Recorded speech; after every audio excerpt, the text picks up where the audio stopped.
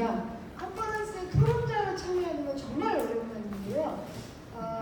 그것이 ILO 100주년 기념 국제학술대회라는 점에서 진심으로 영광입니다. 저는 알렌 슈피어 교수 책의 독자이기도 합니다. 필라델피아 정신 무척 좋았고요. 프랑스 노동법 매우 인상적이었습니다. 그리고 노동법 비판과 법률적 인간의 출연은 굉장히 어려웠지만 제일 많은 공부가 되었고요. 그래서 최근에 번역된 교수님의 책 숫자에 의한 혁신 지금 중문반에 두고 있는 상황인데 기대하고 있습니다. 좋은 번역해주신 박재성 박사님께도 다시 한번 감사를 드리고요.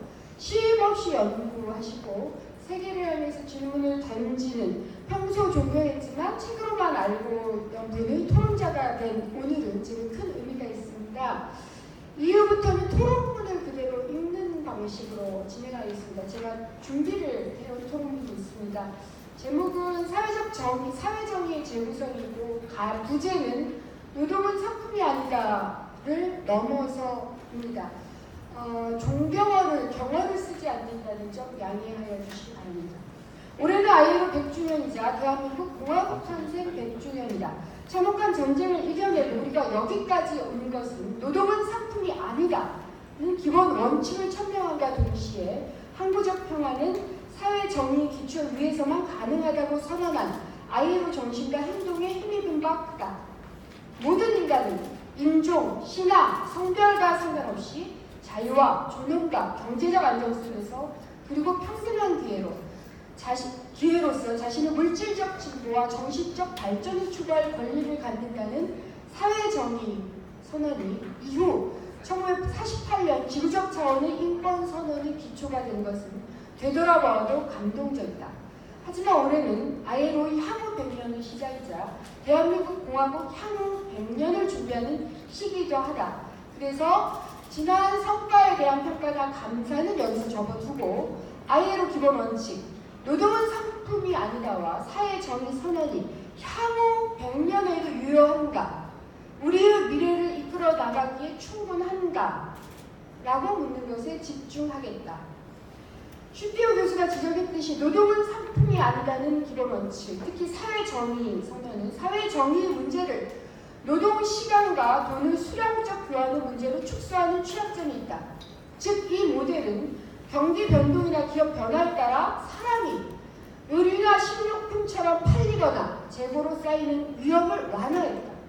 완전 고용과 보편적인 사회 안전망을 통해 실업의 고통이나 빈곤의 위협도 줄였다. 하지만 나치와 스탈린이 시작하고 포드주의 모델이 완성한 것, 사람을 인적 자본으로 간주하고 생산성으로 개량하며 우열을 평가하는 것을 넘어서지 못했다. 비유하자면 조던 필 감독의 영화 어스에서처럼 모든 노동자에게는 도플갱어인 복제인간, 즉 인적 자본이 존재한다.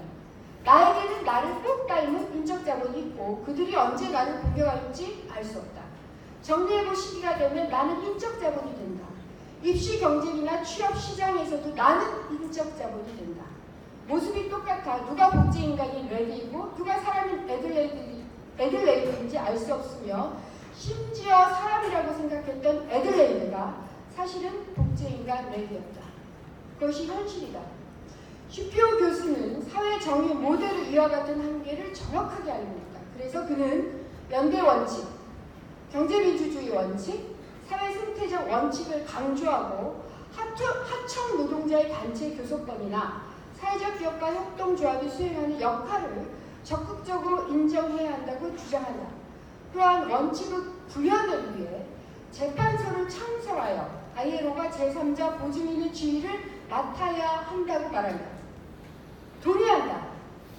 하지만 이 역시 기존 원칙의 보완일 뿐 기존 모델의 취약점을 넘어서지 못한다는 것이 필자의 견해이다.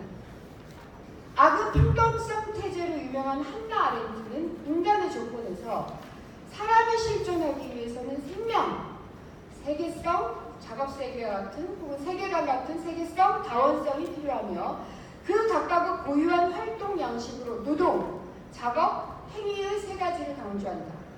그러면서 그녀는 생산의 자도가 가정과 같은 포드주의적 모델이다. 노동지상주의 혹은 노동의 절대화가 작업과 행위의 고유성을 없애고 그것을 모두 노동으로 전락시킨다고 비판한다. ILO의 기본 원칙 역시 똑같은 한계를 갖고 있어서 현재를 살아가는 사람의 삶의 총체성으로부터 멀어지는 것은 아닐까. CPO 교수는 발제문에서 인간은 자신의 노동을 통해서 세상에 흔적을 남기고 세상을 변화시킨다고 한다. 동의한다. 하지만 노동 외에 작업이나 행위를 통해서 세상을 변화시키는 것과 노동을 통해 세상을 변화시키는 것이 최소한 인간의 삶에서는 동시적이라고 해야 하지 않을까. 한 가지 더 질문해보자. 얼마 전 미스트롯이라는 예능이 인기를 끌었다. 여기에 출연하여 우리를 감동시킨 사람들의 행위, 그것을 보고 댓글을 달고 응원한 사람들의 행위는 노동인가 아닌가? 노동이 아니라면 이 행위는 세상을 바꾸는 것과 전혀 무관할까? 노동을 절대화로 인해 노동 조직이나 단체들이 작업장이 아닌 다른 현장에는 관심이 적고 인권 부재나 사회 정의 약화 현상에 대한 감수성도 떨어진다는 우려가 있다. 과거 독재나 1, 2차 세계대전과 같은 전쟁이 인권 부재나 사회 정의 사회 정의 약화의 극단적 양상이었다면 현재에는 그것이 혐오와 가학, 갑질에 기초한 타인의 배제로 구현되고 심각할 경우 테러로 이어진다. 한국도 예외가 아니다. 언론과 정치권의 막말과 혐오 표현은 도를 넘었고 대한항공 조현아 사건에서 보여주듯이 일부 대기업은 갑질이나 가학 역시 국민적 분노의 대상이다. 그런데 문제는 이 혐오와 갑질이 전 국민에게로 퍼지면서 이제는 가해자와 피해자를 구분할 수 없는 지경에 이르렀다는 사실이다. 최근 모 지역 중산층 아파트 단지에 청년 및 신혼부부 임대주택 건설을 반대하는 플랜카드가 걸렸다. 임대주택 때려 박아 난민촌을 만들 거냐. 이 내용이 게시판과 온라인으로 퍼지자 집값 하락을 걱정하는 것은 이해하지만 청년과 임대주택과 난민을 모두 혐오하고 공격하는 것은 문제가 있다는 여론도 퍼졌다. 하지만 해결되는 것은 아니다. 혐오와 갑질을 부추기는 사이버 폭력 역시 확대되고 있다. 방송통신위원회의 조사 결과에 따르면 국민 4명 중 1명이 사이버 폭력을 경험했고 피해자의 반 정도가 동시에 가해자이다. 피해자들은 종종 자살 충동에 시달리거나 실제로 자살한다.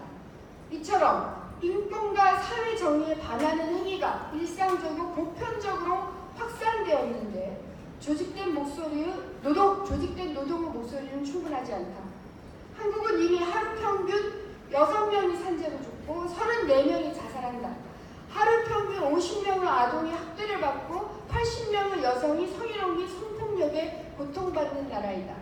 오프라인과 온라인에서 내 이웃을 사람이 아닌 놀이나 놀림감, 놀이 상품, 즉 인적 자본으로 대하는 행위가 퍼지고 있다. 이 상황에서 사람들은 노동 조직이 온전히 내 편이라고 믿고 있나? 물론 CPO 교수는 파업이나 노사정 사회적 합의 등 행위의 중요성을 강조한다. 아예로도 결핍과의 투쟁이 노동자 대표와 사용자 대표가 정부 대표와 동등한 지위에서 공동 증진을 위한 자유로운 토론과 민주적인 결정에 함께 참여하는 지속적이고도 협조적인 국제적인 노력에 의해 수행돼야 한다고 천명했다. 행위와 권력의 문제를 인지하고 있는 것이다. 하지만 노사정 대표의 행위나 행위 영역은 갑질과 가학, 심지어 테러까지 벌어지는 정치사회적 행위 영역, 노동자든 비노동자든 다양한 사람들이 모이는 온라인 혹은 오프라인 플랫폼에서의 행위와는 다르다. 노동자와 사용자는 기업의 주요 구성원이며 기업이라는 공간에서 활동한다. 총 사용자와 총 노동자로 확대한다 해도 그것은 확장된 기업이며 문제가 벌어지고 전투가 이루어지는 공공적, 시민적, 정치적 영역의 일부일 뿐이다.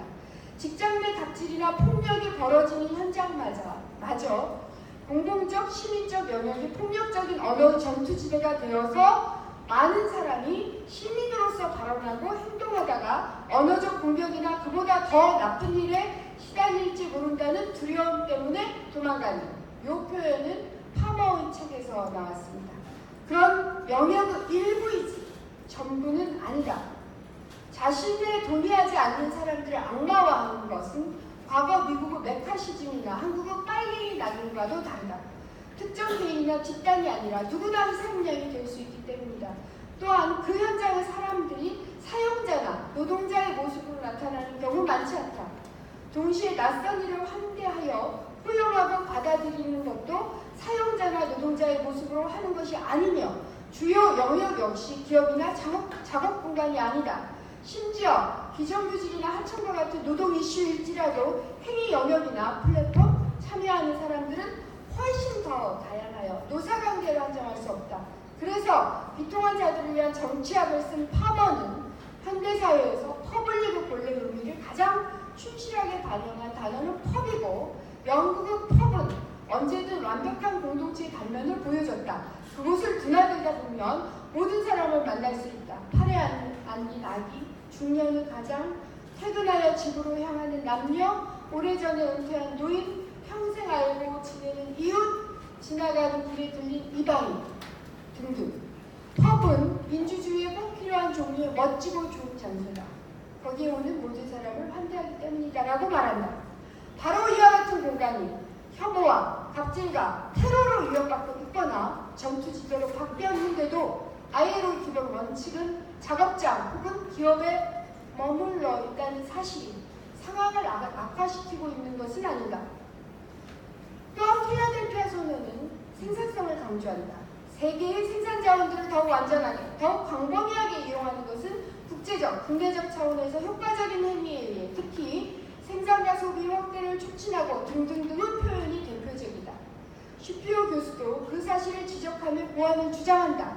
하지만 보완한다 해도 결국 사회 정의는 생산성의 하위 변수에 불과한 것 아닐까. 한국은 ILO 핵심 협약 기준안이 국회를 넘을 수 있는가조차 불확실한 사회이다. 기존의 ILO 기본 원칙 준수도 쉽지 않은데 전투지대가 너무 넓어졌거나 이미 바뀌었다. 따라서 기존의 정신과 원칙만이라도 보완하고 수정하는 것에 집중하는 것만 해도 너무너무 힘들다. 하지만 인권과 사회 정의가 현실을 사람들의 삶 속에서 구현되어야 한다는 점에서 필자는 절벽을 건너뛰어야 한다고 주장한다. 영화 나니아 연대기에서 절벽 앞에 선 아이들도 결국 간절함으로 건너야 한다는 간절함으로 길을 발견하지 않았던가. 게다가 이것은 전 세계적인 매우 심각한 현상이다. 메르켈 독일 총리는 며칠 전 5월 27일 CNN과 단독 인터뷰를 하면서 유럽의회 선거에서 민족주의를 표방하는 극우 포퓰리즘 세력에 대한 지지율이 높아질 것은 이미 예견했던 일이라고 했다. 유럽이 난민을 배척했던 과거의 망령과 대면해야 한다면서 극우 세력을 암흑 세력이라고 비난했다는 보도가 이어졌다. 필자에게도 답이 있는 것은 아니다. 하지만 사회정의 재구성을 위한 여러 가지 단서들이 있다. 슈피오 교수는 발제문에서 15쪽에 나오고 있습니다. 영리 영역의 노동과 비영리 영역의 행위를 교차할 수 있는 자유를 부여하는 사회적 인출권의 인정을 말한다. 이것은 스티글레르가 말한 기여경제, 필자가 주장하는 기여소득 개념과 연계시킬 수 있는 지점이다. 사람에게 생산성이 아니라 사회적 기여에 따른 소득을 인정하자는 것인데 아동 등 미성년은 존재 그 자체가 사회적 기여라는 점에서 아동수당이나 무상급식과 같은 형태로 기여를 인정하면 된다. 성인이 된 이후에는 직장을 다니며 생산성 현상에 기여하면 임금의 형태로, 자원봉사를 통해 마을 공동체 활동에 기여하면 그의 적절한 형태로 기여의 가치를 인정하고 1인 평생 1일 계좌를 손에 들고 다니게 하는 것이다. 물론 이 계좌는 슈피오 교수 말처럼 법률력 보장돼 평생 인출권이 있어야 한다. 이와 같은 모델은 생산성이 아니라 사회적 기여가 기준이기 때문에 생산성이 기존의 지위를 갖지 못하며 노동만이 아니라 작업과 행위까지를 사회적으로 인정할 수 있는 장점이 있다. 슈피오 교수가 언급한 기본 원칙의 보완 역시 필요하다. 다만 이때 노동, 작업, 행위의 상호관계, 인간의 총체적인 삶에 대한 논의가 함께 있기를 바란다. 노동지상주의나 생산성의 존속 문제는 이제 정면으로 돌파되어야 한다. 부족한 토론을 이것으로 마치겠습니다. 한 가지 덧붙이자면 성남시에서는 노동인권조례가 아니라 일하는 시민의 인권조례를 준비하고 있습니다. 강성태 교수, 박재성 박사께서 도와주셔서 5번의 저희들만의 토론회를 했고요. 앞으로 많은 관심을 가지고 지켜봐 주시기 바랍니다. 감사합니다.